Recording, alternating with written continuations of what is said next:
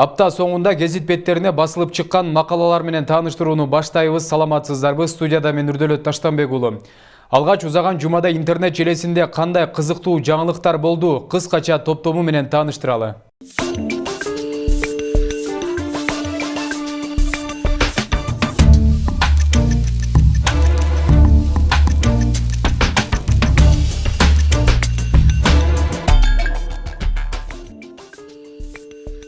20 январь дүйшөмбү. Замандаш партиясынын лидери Жеңиш Молдокматов оппозицияга ойбу. Замандаш партиясынын лидери Жеңиш Молдокматов жеке пиарын катуу баштап соц тармакта активдүү болуп атканы менен жандоочулары жарашпай келет. Бир жагынан бийлик куруусундагы айрым löктөр бут тоскону каңкууланды. Аталган партияга каражат жагы жетиштүү чечилбей, белдүү лидерлер демилгелүү жаштарда колдобой атканы кандай? Тазабек Икрамов жалаңаштансам уялсам болот эле деп кимди шакалга теңеди. Депутаттык мөөнөт учурунда көп тажрыйба алдым. Чындыгында сабырдуу болууну, ар бир маселени кантип чечүүнү үйрөндүм. Сөздөн адашып калды дегендерди Мауглиде Атилла жыгылып калды деп жанында жүргөн шакалдардай эле кабыл алдым. Мен мас болуп же аянтка жалаңаштанып чыгып алсам уялсам болот эле. Өзү ошол сөздү айтып жатканда эмоцияга алдырып айта албай калдым. Контейнер Кайыпов кыйын экен, Стамбулга консул болору айтылууда. Шамал болбосо кайдан дечүү эмес беле. Анын сыңары тиги контейнер мектептин азабынан иштен кеткен Нарындын мурдагы губернатору Аманбай Кайыпов Стамбулдагы башкы консулдугуна бара турганы каңкуулана баштады. Анткени азырынча ал так эмес, айрым маалымат каражаттарынын ишенимдүү булактар айткандары гана. Ошентсе дагы чети угулган ушактын төркүнү бизде чын болуп чыкчу эле. Шейшемби 21 январь. Кыргызстан партиясынын кыргыштары күйгүздү. Кыргызстанды Кыргызстан партиясы эле оокат кылдырып жатыптыр. Шайлоо алдындагы убадаларды коомчулуктун унутканына көп эле убакыт болду. Бирок убадалар берилген шайлоо алды айрым партиянын депутаттары тил безеп сайрап айта баштады. Кыргызстан саясий партиясы 2015 жылы шайлоо алдында берген убадаларынын 50%-ын аткарды дейт аталган партиянын депутаты Кубанычбек Нурматов. Шаршемби 22 январь. Өкмөттүн Жалал Абаддагы өкүлү кызматтан алынды. Өкмөттүн Жалал Абад облусундагы ыйгарым укуктуу өкүлү Кыянбек Сатыбалдиев кызматтан алынды. Кыянбек Сатыбалдиевдин ордуна өзгөчө кырдаалдар министри Нурболот Мирзахметов өкмөттүн Жалал Абад облусундагы өкүлү болуп дайындалды. Кыянбек Сатыбалдиев өкмөттүн Жалал Абад облусундагы ыйгарым укуктуу өкүлү болуп 2016 жылдын октябрь айынан бери иштеп келе жатат. Ал бул кызматка келгенге чейин 2015 жылы КСДПдан жогорку кеңештин депутаты болуп шайланган. Көпкөндөн ушул бажа көптү. Кыргызда жакшы сөз бар эмеспи? Дос айрылат, сөөк кайрылат деген. Анын сыңары өкмөт башы Абылгазиевдин кадырын бир топ эле жерге тебелеп, коомчулукта катуу сынга кабылып, бажа гейт окуясын жаратып чыккан өкмөт башынын бир тууган бажасы Иманкадыр Рысалиев кайрадан жаңы майлуу кызматтын бирине барганы маалымат булактарына чыга баштады.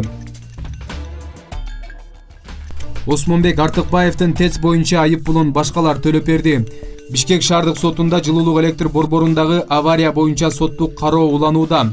Соттук жыйын учурунда мурдагы энергетика министри Осмонбек Артыкбаевдин жактоочусу Нурлан Сыдыков мамлекетке келтирилген чыгымдын бир бөлүгү төлөнгөндүгүн айтып, аны Артыкбаевдин өзү эмес башка адамдар калыбына келтиргендигин билдирди. Бейшемби 23 январь. Депутат добушуңарды саткыла, бирок биз сатып албайбыз дейт. Жогорку кеңештин депутаты Алтынбек Сулайманов шайлоодо жарандар өз добушун 10.000–20 000 сомго сатууну сунуштады.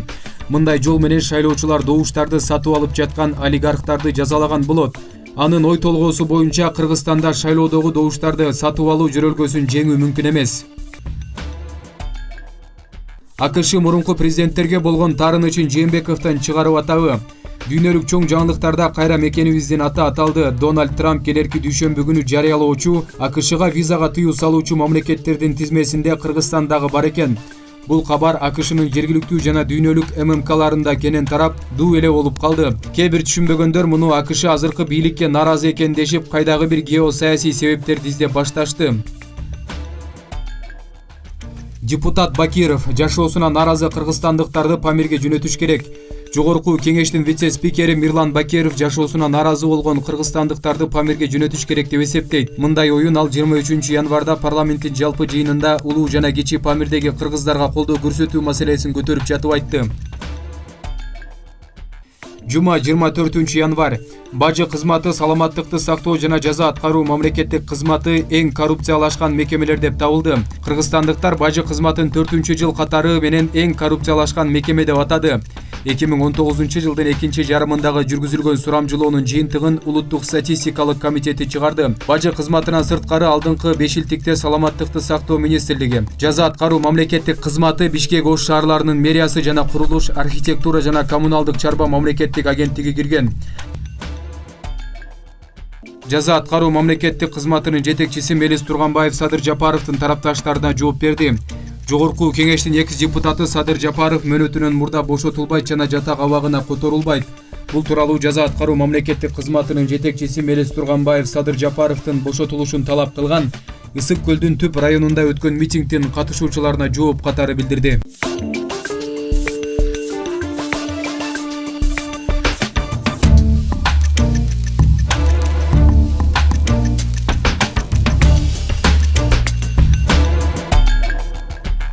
Учурда бизди уюлдук телефон аркылуу да күзөтүп турсаңыз болот. Ал үчүн 7 каналдын YouTube, Facebook жана Instagramдагы баракчаларына жазылып бизди түзгөрүңүздөр. Алгач Дефакто гезитинин номер 454 санында жарык көргөн макалаларга көңүлүңүздөрдү бурабыз. Пайыз берген пайдасыз кичи кредиттик компанияларды качан тизгиндейбиз аттуу макала гезит бетинде жарык көргөн. Өлкөдө азыр эмне көп кичи насыя берүүчү топтор, каржылык булактар көп. Түгүл алардын саны күн санап өсүүдө.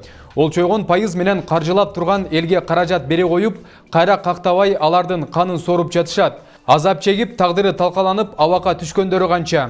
Ар бир жарандын өз эрки деген менен маселе чечилбесин, татаалдашып кетерин көрүп жатабыз. Ар бир кыймылды мамлекет көзөмөлдөшү керек. Анткени бардык адамдар бирдей ойлонбойт. Муктаждыктын айынан карызга батканга аргасыз болушууда. Акча бере коем дегендердин торун жайдырып коюп карап турганы кайдыгерлик эмеспи? Кеч боло электе булардын санын кыскартсак болбойбу ыя деп жазылган гезиттин 3 бетинде. Гезиттин ошол эле бетинде моюнга минген монополизм, Сабировдун санасы жайындабы деген макала жазылган. Баалардын өсүшү мыйзам ченемдүү, инфляция базар экономикасы деген кептер бар. Айрым учурда базар баасын биз көзөмөлдөй албайбыз дешет. Арине, бизде өкмөттүн алдындагы монополияга каршы жөнгө салуу мамлекеттик агенттиги деген бакандай орган бар.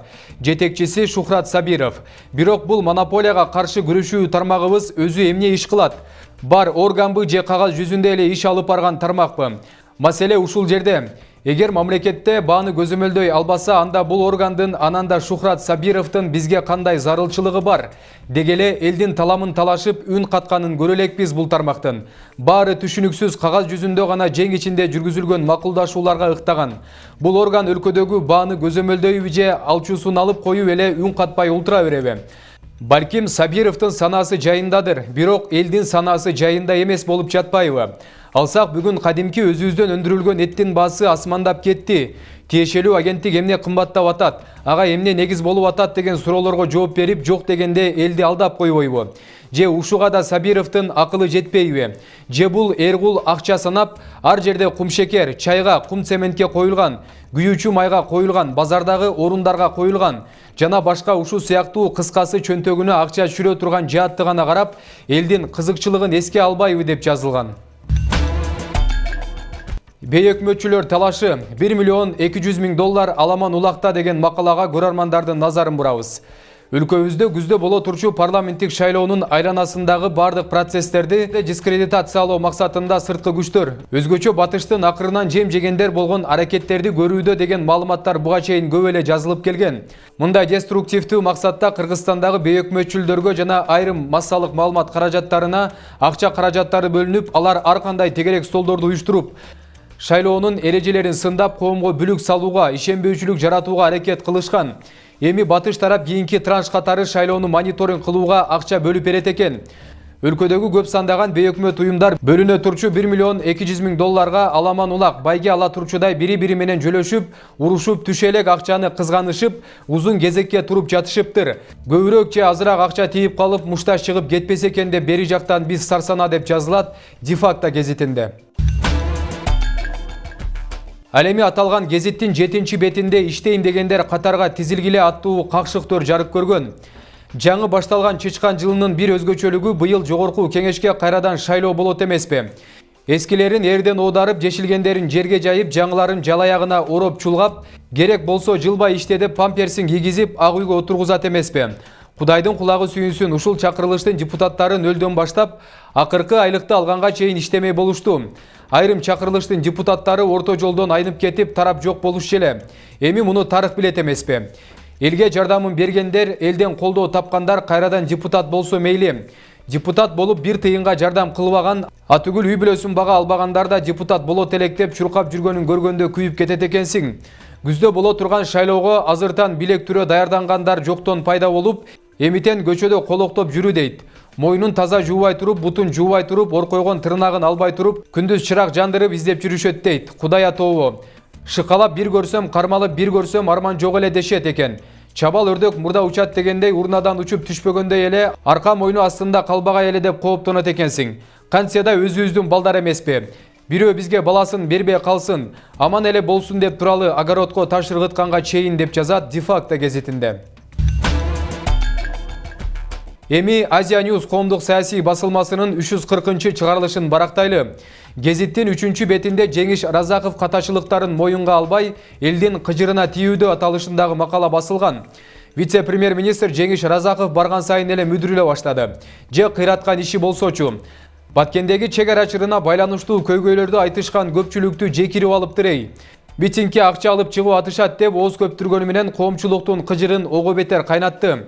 Ал эми кыргыз-казак чек арасында унаалардын тыгыны жаралганы, ишкерлердин жүктөрү өтпөй атканы көйгөйгө айланып, өкмөт аралык маселенин чечилүүсү кечеңдеди.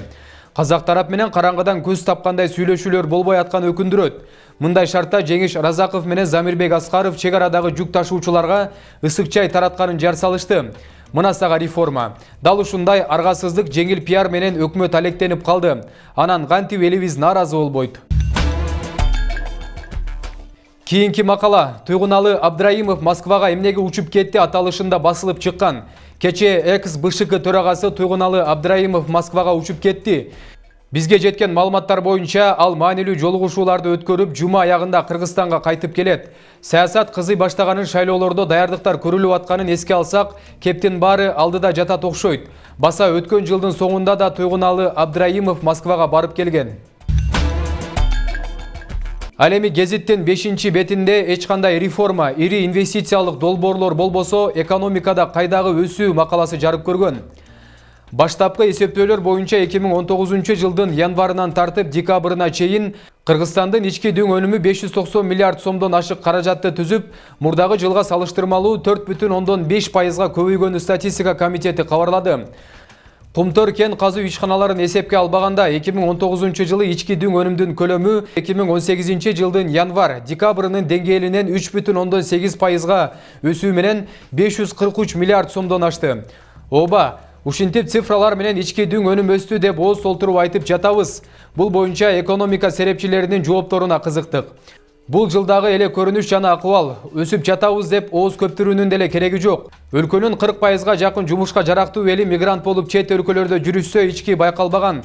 Көмүскө миграция абдан күчүндө болуп турса, быйылкы эле окууну бүткөн балдардын 60-70%ы жумушсуз. Окуусуз эч жерге батпай чет жака кетүүгө аргасыз болуп атышат. Ушул акыбалда алардын мактанган көрсөткүчүн өтө жай ыргак катары бааласа болот. Бул эч кандай бийликтин өсүшү эмес. Мындай пайызды бизге дыйкан чарбалар эле берип коюшу керек болчу. Гезиттин ошол эле бетинде партиялар арасында интрига күч алды аталышындагы макала жарык көргөн. Күздөгү парламенттик шайлоого убакыт жакындаган сайын бир топ саясий партияларда интрига күч алды.